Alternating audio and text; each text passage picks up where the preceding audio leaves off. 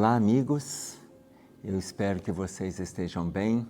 Vocês estão acompanhando os nossos vídeos, os nossos estudos.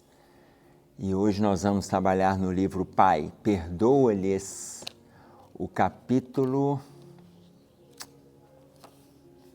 7, que se chama Maior Falta de Caridade. Maior falta de caridade. A gente já começa a pensar qual é a maior falta de caridade que a gente tem. Avalia o que é falta de caridade. Por que eu gostaria que vocês pensassem antes que a gente iniciasse a leitura? Porque a gente sempre tem uma visão, assim, não, a minha falta de caridade é quando eu não atendo quem está na minha porta ali, não dou um pão. Não, a minha falta de caridade é quando eu, na minha fala, eu sou agressivo. A minha falta de caridade é quando eu não saio para fazer a campanha do quilo, ainda que eu tenha disponibilidade e tempo. A minha falta de caridade é quando eu não aceito as atividades. Mas aí, isso tudo que eu estou dando de exemplo é falta de caridade. Não estou inocentando ninguém, não estou aqui também nem para inocentar, nem para condenar. Tá claro? Mas é uma falta de caridade. Porém, ele vai colocar qual que é a maior. Essa que a gente precisa se atentar. Maior falta de caridade. Aí ele coloca para nós no primeiro parágrafo assim: a maior falta de caridade em relação ao próximo nem sempre será o pedaço de pão que negas ao faminto que te bate à porta. Nem sempre, não quer dizer que não seja, não. Lembra o que eu falei no início? Olha, tudo que eu estava dando de exemplo é falta de caridade. Mas o que ele traz nem sempre é isso que é a maior falta, mas é também uma falta. Aliás, vamos fazer aqui também uma outra observação. O Cristo, o Livro dos Espíritos, na questão de número 886, Livro dos Espíritos, 886. Qual é o verdadeiro sentido da palavra caridade, como entendia Jesus? Então, vamos fazer o seguinte, nós vamos acompanhar o texto, mas com a resposta do Livro dos Espíritos. Qual é o verdadeiro sentido da palavra caridade, como entendia Jesus? Se nós nos atentarmos para a resposta, ele vai colocar que é para a gente acionar o BIP. Essas falas são minhas. Acionar o BIP. Verdadeiro sentido da palavra. Ele não fala assim, acione o BIP que você vai saber. Não, o Livro dos Espíritos não fala isso. Até porque naquela época não tinha BIP. Mas olha, o BIP são as iniciais da resposta. É uma resposta simples e de uma profundidade que a gente ainda desconhece. Olha bem, qual o verdadeiro sentido da palavra caridade? Benevolência para com todos? Indulgência para com as imperfeições alheias? E perdão das ofensas. Olha, 3 letrinhas e a gente tem a resposta da caridade, como entendia Jesus. Não é o jeito que a gente está fazendo, não. Jesus entende caridade assim. Olha o que ele entende. Benevolência para com todos, indulgência para com as imperfeições e perdão das ofensas. Entenda isso. Quando a gente fala benevolência para com todos, gente, benevolência para com todos não é fazer o bem, é ser bom. Isso é benevolência. Esse é o verdadeiro sentido da palavra caridade. Ah, mas qual que é a diferença? Vou dizer para vocês a diferença. Eu não sou bom, eu faço bem. Se eu puder atender na porta, eu atendo. Se eu puder no trânsito auxiliar, eu auxilio. Se eu puder fazer uma campanha, eu faço. Se for para levar uma palavra amiga, eu vou. Mas isso não é ser bom, isso é fazer o bem. O que é ser bom? Qual que é a diferença? Ser bom é o tempo todo na estabilidade da bondade, é ser benevolente. O tempo todo. Então, por exemplo, você tem o hábito de fazer o bem, Quando você chega à noite na sua casa, Um exemplo, você chega à noite na sua casa, vai lá, faz um lanche e tal, ou janta, deixa a comida em cima do fogão, ou deixa os talheres, pratos sujos, panela na pia, para o dia seguinte. No dia seguinte, você vai sair cedo para fazer uma caridade. Quem ficou em casa, você vai fazer a caridade. Você vai fazer o quê? O bem. Eu vou visitar, eu vou na casa espírita, eu vou visitar um presídio, eu estou indo numa instituição, eu vou. Você está saindo para fazer o bem, mas você não é bom. Por que você não é bom? Porque você, na noite anterior, você já sobrecarrega a pessoa que convive com você. Por quê? Porque onde tem um folgado, tem um sufocado. Se você deixa tudo sujo lá na pia, alguém vai chegar e vai limpar, gente. Então as pessoas de fora, elas nos veem como os bons. E nós não somos bons. Mas quando nos veem fazendo o bem, aí a gente vai e faz. Tanto que Jesus fala, bom é o Pai. Nem Jesus se colocou como bom. Lembram a fala dele com o jovem rico? Quando o jovem fala, bom mestre, o que devo fazer para conquistar a vida eterna? Então, na hora que ele fala, bom mestre, eu não vou narrar para vocês a passagem, quando ele fala, bom mestre, Jesus responde para ele, bom é o Pai, mestre, dizeis bem, eu o sou. Por quê? Bom é o Pai. Nem Jesus se colocou nesse lugar. Embora ele é a nossa referência, como nós assistimos no Livro dos Espíritos, na questão 625. Ele é o nosso guia e modelo, conforme coloca o Livro dos Espíritos. Então, na pergunta 886, ele é a referência de ser bom. Jesus, como percebe a caridade? Benevolência. À medida que eu não faço o que eu preciso fazer na minha casa, eu não limpo o cocô do cachorro, eu deixo para alguém limpar. Se eu posso fazer, eu tenho tempo para fazer, eu passo por cima dele. Na minha casa eu deixo as coisas fora do lugar lá, eu passo por cima e deixo para lá. Quem quiser que arrume, eu favoreço a desorganização. Mas quem me vê fazendo campanhas do lado de fora, eu faço bem. Eu só não sou bom. Por quê? Porque fazer o bem o tempo todo, aí eu me tornarei, atenção, projeção de futuro, eu me tornarei bom quando eu fizer o bem o tempo todo. Mas eu faço bem quando eu estou sendo visto pelas pessoas, eu faço bem quando eu estou reunido em grupos, eu faço bem quando eu quero, eu faço bem. Quando eu não quero, eu passo por cima das coisas que precisam ser feitas. Então eu não faço o bem o tempo todo. Dificilmente eu vou conquistar esse estado de bondade nessa encarnação. Por quê? Porque Jesus entende para nós a caridade, benevolência para com todos. Sejamos bons para todo mundo. Enquanto a gente não é para todo mundo, eu estou sendo só benevolente, eu estou sendo só parcialmente. Eu não estou sendo benevolente como entendia Jesus. Jesus entendia assim porque ele era bom o tempo todo. Mesmo ele falando, olha a humildade dele, bom é o Pai. A humildade dele, quando ele fala bom é o Pai, eu sou mestre. Nós não estamos ainda conseguindo ser bons. Então, por que eu estou trazendo? Como o título chama Maior Falta de Caridade, Jesus entendia a caridade como benevolência para com todos, indulgência para com as imperfeições alheias. Indulgência é a gente ser misericordioso. Esse é ser indulgente. Seja misericordioso para com todo mundo. O que você pode abrigar das pessoas? Como você pode compreender as pessoas? Como que você pode orientar as pessoas? Como que você está aberto para receber as pessoas? Como que você acolhe as pessoas? Esse é ser indulgente. Independente, veja, sem avaliar o quadro íntimo que essa pessoa tenha, sem avaliar as dificuldades que ela carregue, até porque nós também carregamos.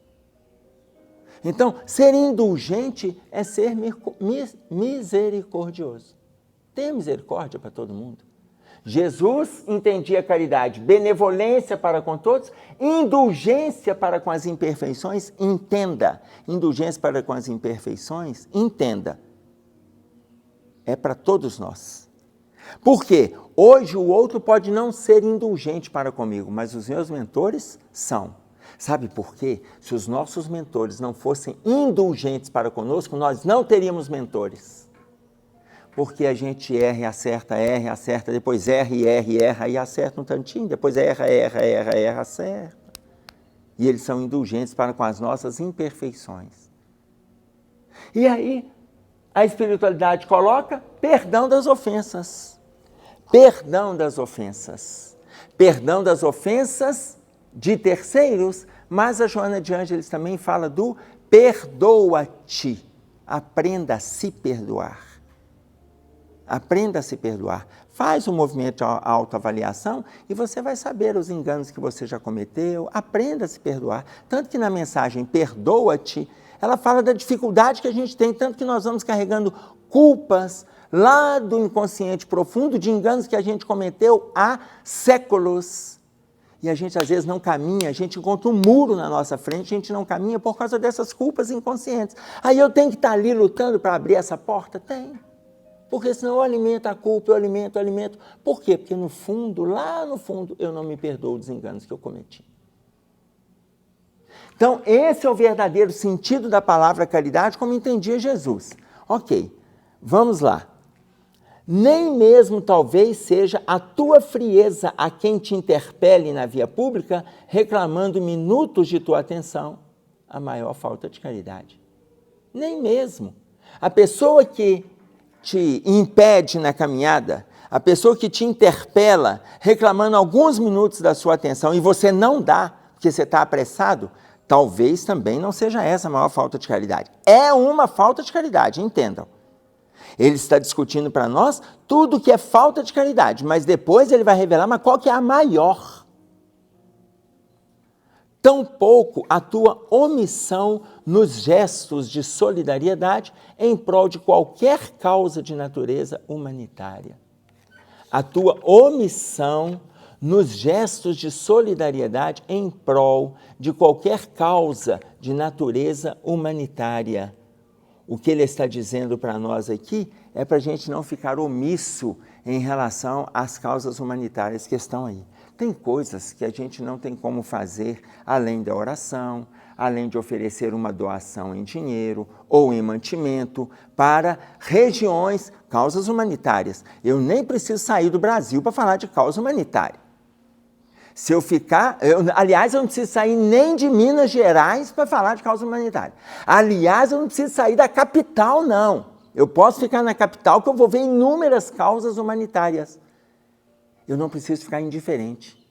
Existem grupos de solidariedade, existem grupos de filantropia, existem grupos de ONGs, existem casas espíritas, a igreja católica, a igreja evangélica, existem grupos que estão trabalhando em causas humanitárias, trabalhando nas comunidades, que antes a gente falava o nome de favelas, trabalhando com idosos, que estão muitas vezes excluídos e abandonados nos lares de idosos, trabalhando nos lixões, onde as pessoas estão distribuindo ali como prato principal a fome no seu dia a dia, aonde elas estão disputando com os urubus os restos da nossa mesa que chega naquele lixão. Existem pessoas que estão trabalhando nessas causas.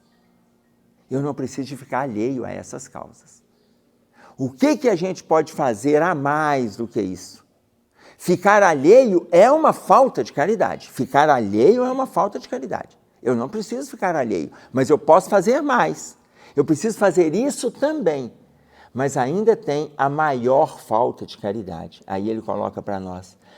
A maior falta de caridade que o homem pode praticar, a maior de todas, em relação ao semelhante, é negar-lhe a oportunidade justa de se redimir perante a si mesmo e a sociedade. Gente, negar-lhe a oportunidade justa de se redimir, voltemos na definição. Voltemos na definição. Benevolência para com todos, indulgência para com as imperfeições, perdão das ofensas. Se a gente nega a oportunidade justa dele se redimir, eu não estou fazendo o bem, eu não estou sendo misericordioso e eu não o perdoo, por aquilo que ele fez, eu não o perdoo. Se eu não o perdoo, eu estou com um problema grave aqui na definição. Olha, a maior falta de caridade que o homem pode praticar em relação ao semelhante é negar-lhe a oportunidade de se redimir perante a si mesmo e a sociedade. Eu estou negando a oportunidade dele se melhorar, dele fazer movimentos diferentes. Eu estou negando. Não, eu não perdoo fulano por isso, não. Eu não perdoo? Como que eu estou querendo ter Jesus como referência se eu não faço mudança no meu estado íntimo? Se eu não perdoo. Eu não sou indulgente, ou seja, eu não tenho misericórdia. Eu não tenho benevolência. Eu não tenho. E eu estou buscando o quê? Evolução, melhoria. A maior falta de caridade é a gente não dar chance ao outro de se redimir. Essa é a maior falta de caridade. As outras situações que o irmão José vai citando para nós, também é falta de caridade, mas essa é a maior delas. Isso nas nossas relações está um câncer. As pessoas estão guardando mágoas, guardando dores, guardando rancores, guardando dificuldades. Por quê? Porque não perdoa, porque não dialoga, porque não se redime, também não vai atrás pedir perdão. Ah, mas e se eu for pedir perdão e o outro não me perdoar? Problema dele. Você faz a sua parte. Enquanto você está guardando mágoas, está guardando transtornos, está guardando referências negativas daquele convívio, daquele mal-estar, o problema passa a ser seu. Quando você vai até o outro e pede perdão para ele, e ele não te perdoa, o problema passou para ele. Mas você limpou o seu estado íntimo. Perdão sincero. Não é pedir... Aí se ele falar assim, eu não te perdoo por isso que você fez, não. Ok, da sua parte você fez. Ele não te perdoa, o problema passa a ser dele aqui. E se alguém vier para você e te pedir, perdoe. Perdoe, tenha misericórdia, ou seja, tenha indulgência para com as imperfeições dele e faça o bem. Até que um dia a gente caminhe para ser bom. Faça o bem. E perdoou, esquece aquilo que passou. Faz um esforço. Não lembra daquilo mais, não. Não lembra, não. Ah, mas a gente não consegue. Se nós lutarmos, a gente consegue. Se nós lutarmos. Então, o irmão José encerra dizendo, por este motivo, a atitude de estender a mão e de levantar alguém que se encontra moralmente caído, para que ele retome a jornada interrompida, será sempre dos atos mais nobres da vida. Por este motivo, por este texto, a atitude de estender a mão e de levantar alguém que se encontra moralmente caído, para que ele retome a jornada interrompida, será sempre, sempre, dos atos mais nobres da vida. Olha, quando ele traz essa colocação para nós, volta a definição do Livro dos Espíritos. Mais do que isso, o Gabriel Garcia Marques, a gente já trouxe essa colocação. Alguns autores dizem que essa colocação não é dele, é de John Welsh, que é um empresário americano.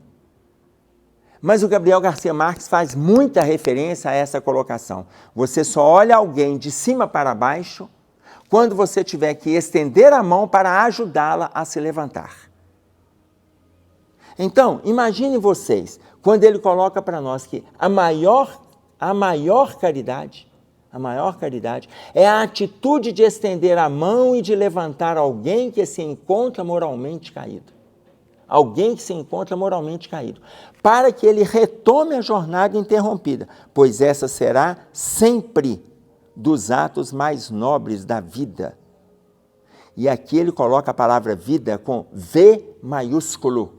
Dos atos mais nobres, quando ele fala V da vida com V maiúsculo, ele está fazendo um paralelo com a divindade. Ele está fazendo um paralelo com Deus.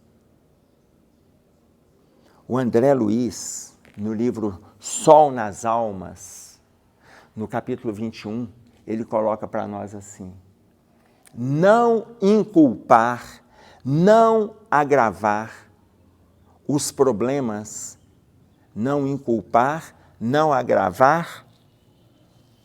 Tem um outro pedacinho aí que vocês estão acompanhando aqui no vídeo. Não inculpar, não agravar os problemas de quem resvalou no caminho. Não inculpar e não agravar os problemas de quem resvalou no caminho. Está no capítulo 21 do livro Sol nas Almas. Olha, a pessoa já está com dor, gente. Nós não precisamos agravar isso mais, não. O nosso movimento é a gente retomar a jornada interrompida com aquela pessoa, oferecendo a mão amiga. Será sempre um dos atos mais nobres da vida.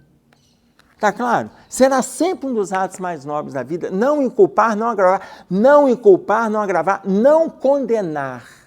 André Luiz coloca isso.